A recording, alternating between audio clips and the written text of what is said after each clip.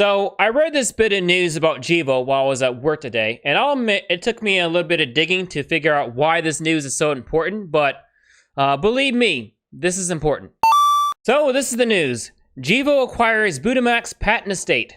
Gevo adds fundamental patents to its portfolio for the production of renewable isobutanol and derivative renewable fuel products. Now, I'm going to do you guys a favor, and I'm not going to read this word for word because there are a lot of words that I probably can't pronounce. But the gist of this is that Gevo has entered into an asset purchase agreement with the Butamax and its affiliate to acquire certain patents, leaving Gevo as the only entity with full rights to sublicense the entire Gevo Butamax isobutanol and isobutanol derivatives patent estate in the fields of fuels, and then a whole bunch of other stuff. So basically, Gevo is acquiring. Now we're gonna get into why this is important a little bit, but Gevo just acquired a bunch of patents from Butamax on the different ways that it can sell isobutanol. The Butamax patent estate acquisition is expected to increase Gevo's IP value, obviously,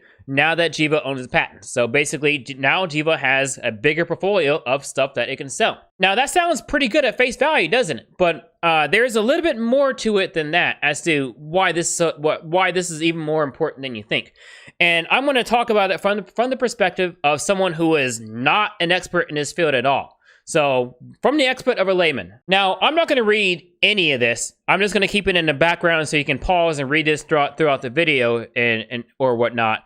But the gist of this is that, from my very limited understanding of how this works, is isobutanol can be manufactured a multitude of different ways. It can be sold in a multitude of different ways, and it can be used for different things. And those various things are patented. And way before my, interest in the company or stocks at all, between 2011 and 2015, it apparently Gevo sold it in a number of ways in which stepped on Butamax's toes, and there was a property dispute, between those years. And in 2015, they enter into a sort of agreement. The gist of the agreement, the very, very, very short version, and this is on their 10K, so I encourage you after this video to go on Gevo's website, look up their latest 10K, and read this on your own.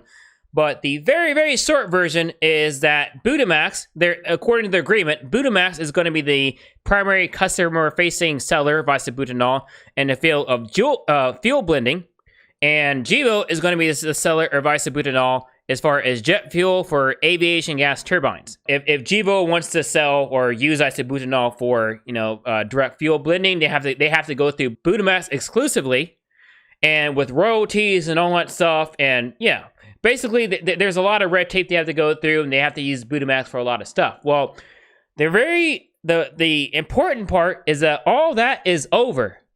All that is done. Gevo does not have to go through Butamax for anything because now Gevo owns all of this. Gevo will have the ability to sell isobutanol and produce it, sell it, and sublicense it for whatever it wants. And if you recall, if you've been studying Gevo, the primary thing that Gevo is using to make money right now, at least until the RNG plant comes online in 2022 and the net zero in 2024, blah, blah, blah, blah, is isobutanol. And they're using that for aviation fuel. This IP acquisition just enables Gevo to use that isobutanol and use their Laverda facility for a multitude of different ways. So as an investor, that means that, we should start seeing some more action even sooner than we anticipated. So we don't, now I'm not expecting to see 2022 numbers and 2024 numbers for Gevo. What I'm saying is, we should start seeing an increase in revenue for Gevo sooner than later. Now that I said that, keep in mind this is not a to the moon channel. I like to temper this. And I like to temper this good news somewhat, in that I want to talk about my expectations for Gevo. Now, I am, as I said, just a bit earlier, I'm not expecting, 2022 numbers. I'm not expecting 2024 numbers. I'm not expecting a whole lot of stuff. But where I'm going with this is that, Gevo's Laverda's facility, which is the thing that had been making money for the past couple of years was shut down for the past 15 months due to COVID and other reasons. That facility has been open since June and in production. And armed with that knowledge and all this good news we had, that came up recently as far as the RNG plant, as far as their agreement with BP, their agreement with Chevron, all the things coming up, the Laverna facility, their acquisition of the isobutanol IPs from Butamax. I mean, between all that, the worst days of Gevo should be behind it. And I think, and you can correct me if I'm wrong, I think we can start, moving a little bit towards some expectations here. Now, as far as what my expectations are, again, I'm not expecting anything phenomenal. I'm not expecting 2022 numbers at all. 24, certainly not. And as far as analyst estimates for this quarter and next quarter, I'm not expecting them to smash the average estimate. But I would like to see better.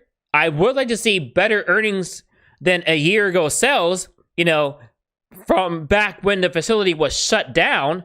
I do want to see better, and I feel like that's a fair expectation to have, and at least better than the low estimate. Now, am I going to sell my shares in Gevo if it doesn't, make these estimates, or if it even decline? Absolutely not, but I will be a little annoyed because Gevo has done a fantastic job setting everything up, setting up expectations, and everything I've heard from Gevo as far as their progress over the past year has been pretty positive. But, it's starting to come time for Gevo to actually show some of the fruits of their labors now that everything's been set up. So I do want to see some improvement in this quarter or next quarter, and I don't think I'm wrong in expecting that. But anyways, take care, have a great day, and eat your vegetables.